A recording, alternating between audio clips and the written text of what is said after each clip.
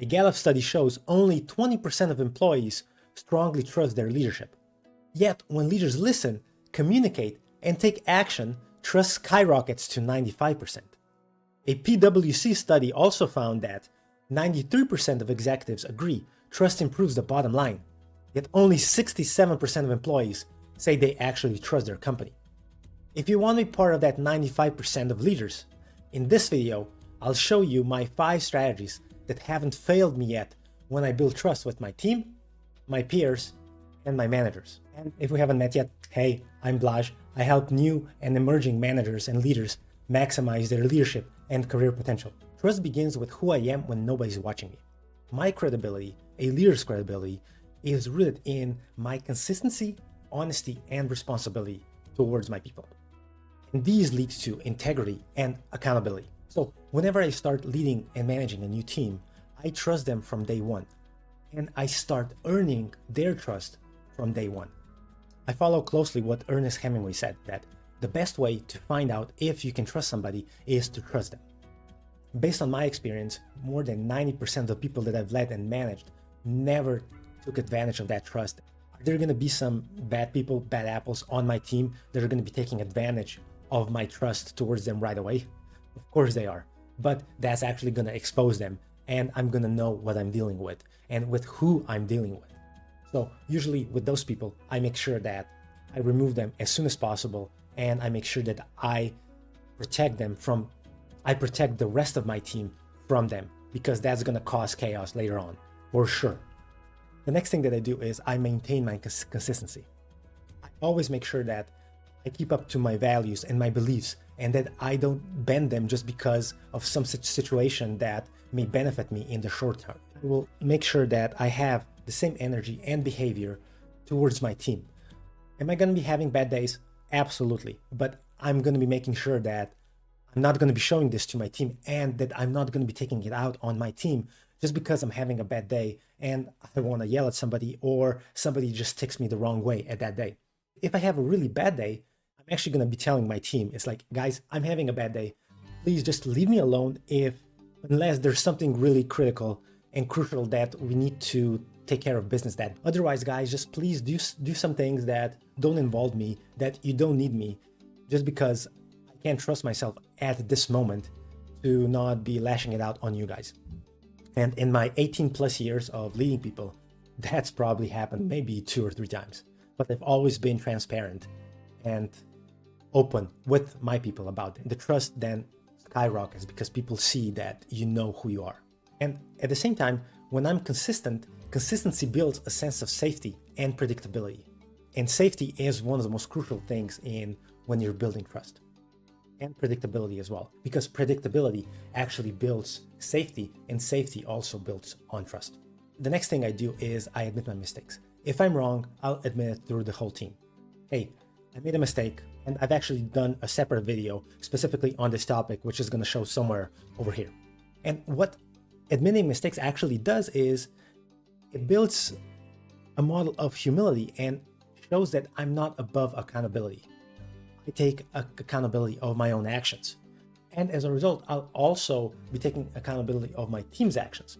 And in the long run, when my team sees this and me doing this consistently, they're also going to be taking accountability of their own actions. They're not going to be trying to hide their actions and their mistakes just for the fear that I'm actually going to be punishing them. Mistakes happen every single day in a working environment, especially with teams that are trying and pushing themselves to their limits. So the next thing that I do is I lead by example. I'm going to be walking my talk. Whatever I say I am going to do, I'm actually going to be doing it. I will show my team that I'm not above of getting my hands dirty. I'm going to show them my work ethic, my attitude. I'm going to be showing my team that I'm perfectly willing and capable of doing their tasks. So when I was the head of operations for a food delivery company, I pretty much did all of the work that my team did by myself as well. I built my whole team, my whole operations team from the ground up.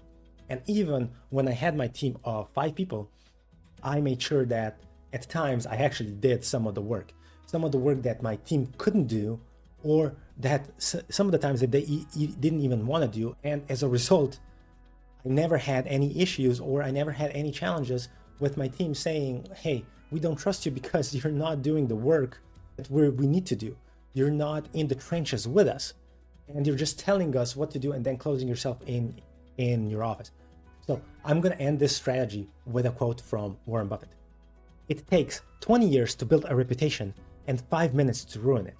If you watched my video for this long, thank you from the bottom of my heart. And if you're up for it, there's a link in the description below for us to meet for around 15 minutes. I'd love to talk to you. You can't believe how quickly trust breaks down or doesn't even develop when communication is unclear, vague, or really filtered. Clear, honest dialogue will really help my team and my people feel included and respected and feel heard as well. So the first thing I always do is I always listen first. So I will make sure that I listen to my team and I will prioritize understanding over responding. If I don't understand what they're saying, I'm going to be asking clarifying questions. I'm going to be reflecting back and I'm just going to be double checking that I understand what their intention when they were talking to me actually was. One thing I'm never going to do is to make an assumption on what that person was trying to tell me, because assumptions make an ass of myself. The next thing that I'm going to be doing is I'm going to be transparent with my team. I'm going to be trying to share as much information as I can, even if that information may be uncomfortable for me or uncomfortable for the team, even for the overall company. I'm going to be sharing that information. The only information that I'm not going to be sharing is the information that I just cannot share with my team due to some confidentiality, privacy reasons, or some other things that I just can't share with the team yet. And when I'm sharing information with the team, I'm always going to be explaining why is this? Why is this information shared? Why is the information that I'm sharing important to the team? And what is the reason behind it? I'm never just going to be giving them information via an email or just giving them out a memo and not explain why and what is the reason behind this, because that's going to lead again to assumptions. And what this transparency is going to do is just going to be another building block in me gaining the trust of my team. And the next thing that I do is I try and always communicate clearly. I will try and avoid jargon or passive language. I will also always try to repeat and summarize the key messages to prevent confusion. And I will always be asking my team for feedback or any additional questions if they don't understand what I was trying to tell them.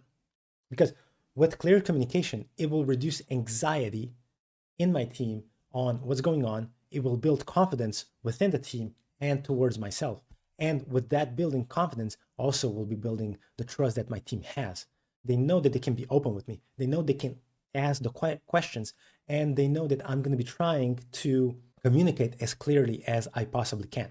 When I'm also trying to communicate clearly is I make sure that my team knows that communication is different from person to person. And I'm going to be the first one to tell you that my communication sometimes really sucks.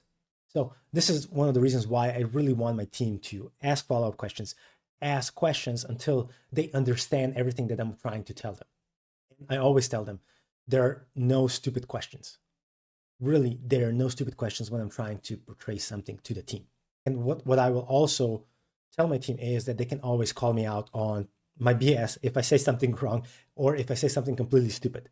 I'm always open to that, because that way, again, I build trust, and also my team sees that I'm humble enough and confident enough in myself that I'm okay for being called out, which a lot of leaders and managers are not.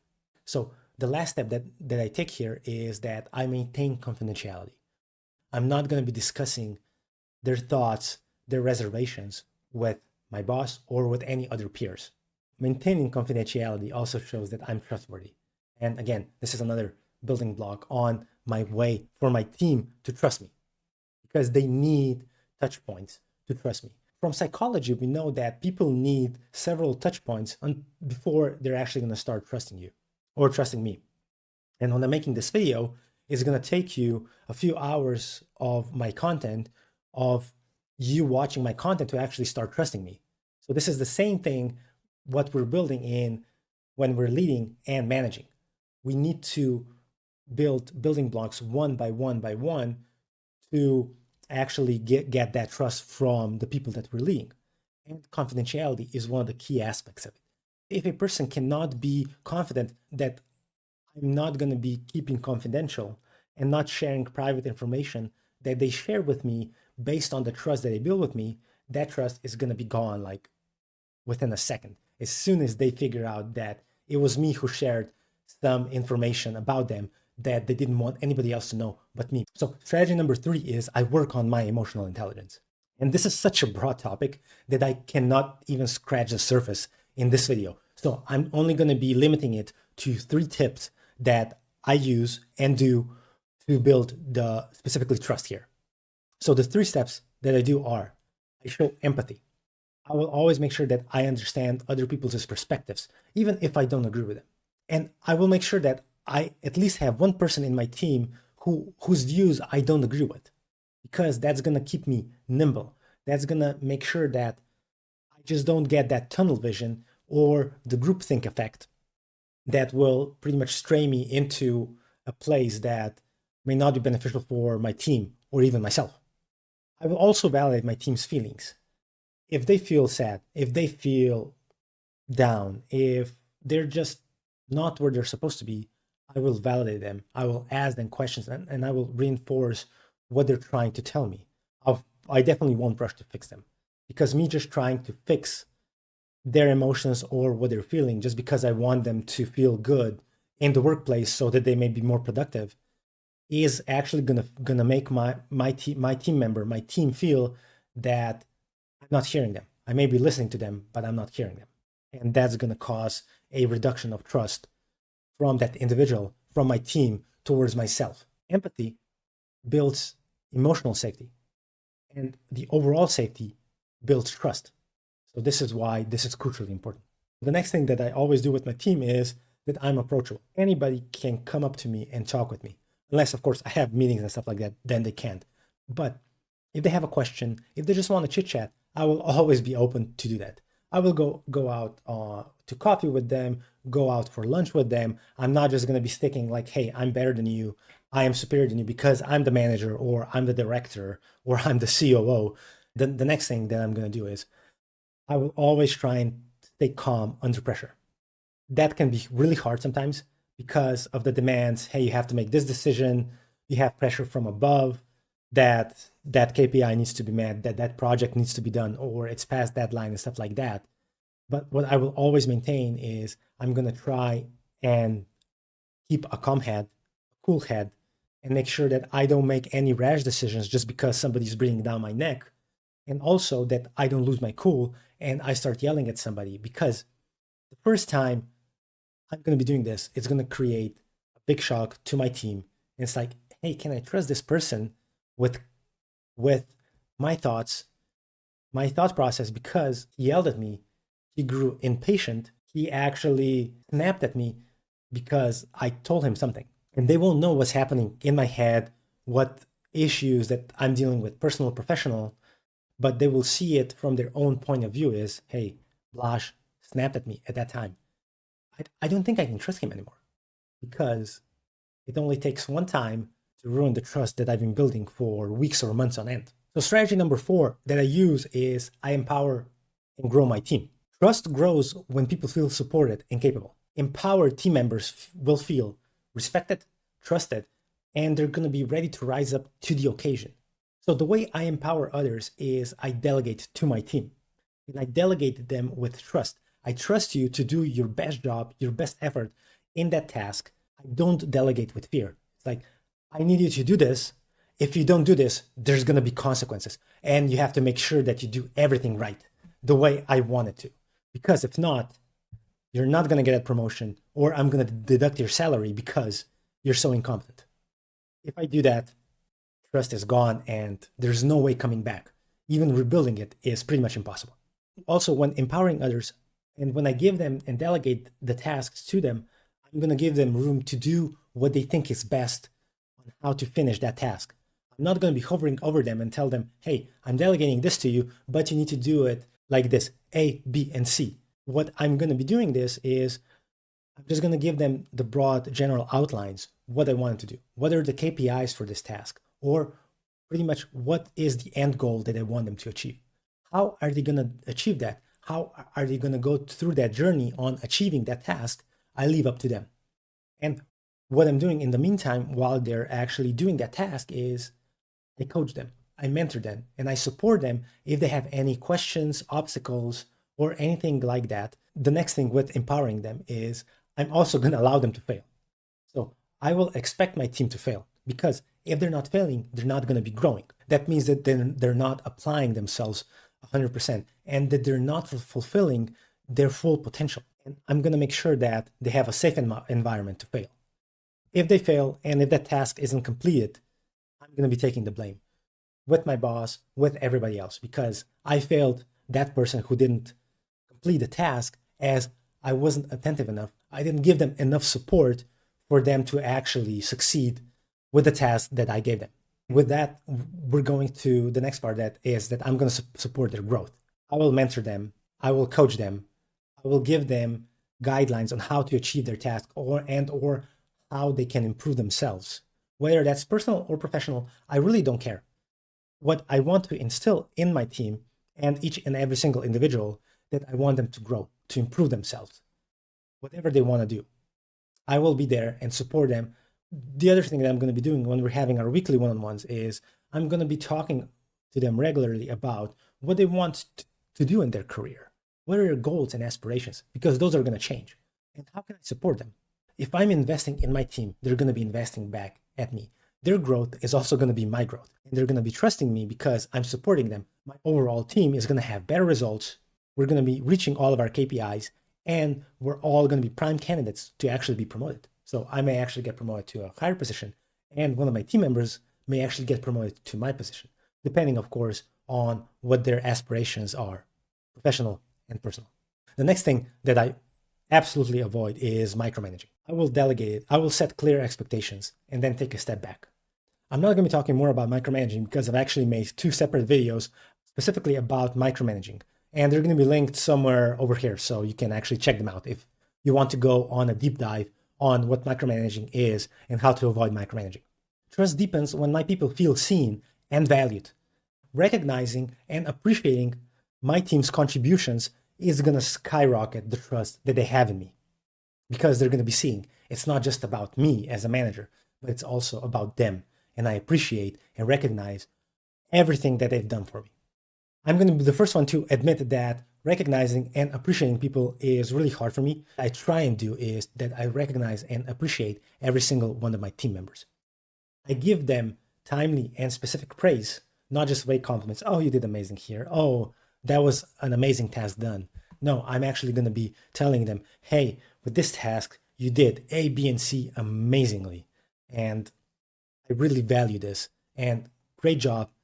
Keep up the good work. I'll also celebrate the small wins as much as I possibly can. A small win for me may possibly be a major win for somebody else because I don't know what they're going through, what they're dealing with.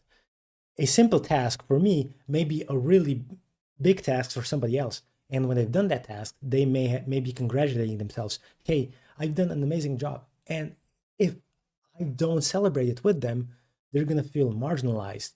They're going to be feeling upset and even put down because I didn't recognize that.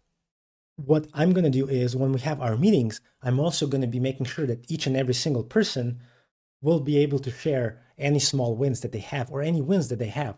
And what I'm also going to be doing in those meetings is that I'm going to be recognizing other people for their great work because public recognition is going to build morale with everybody else around me. In addition, with praising them in public, I'm also going to be praising them in private because with the private appreciation, it's going to build a stronger bond and connection between us. One of the biggest mistakes that managers and leaders make is that they only celebrate the outcomes. Hey, you've done that project, amazing. You've done that task, amazing. Oh, that KPI is amazingly green. But they don't celebrate the journey.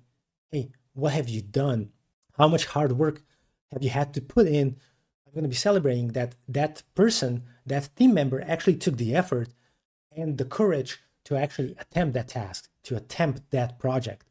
The effort that they put into it, the journey that they've been through, the growth that they've accomplished is so much more than just a simple complete a task or a KPI in green. We can always build and get that KPI, that project back on track if I get involved, but that's not the point because some of the outcomes that management, upper management set, some of the KPIs may be just arbitrary. They may not even be really important in the long scheme of things. And I'm going to be taking the heat for that because we may have not reached that KPI. When I'm doing this, what's going to happen is it will show to my team that I focus on their growth, not just the results.